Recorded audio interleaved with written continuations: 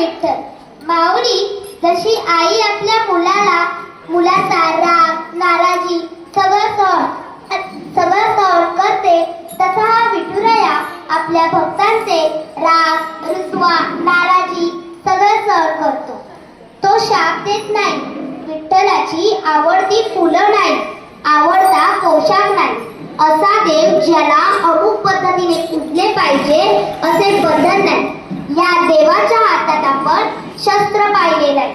असा देव ज्याला आपण माऊली म्हणतो. म्हणूनच तर विठुराया नामस्मरणाने तो भक्तांच्या हाकेला धावून येतो. माऊली पंढरपूरच्या विठुरायाला काही जण गरिबांचा देव म्हणतात, पण तसं नाहीये.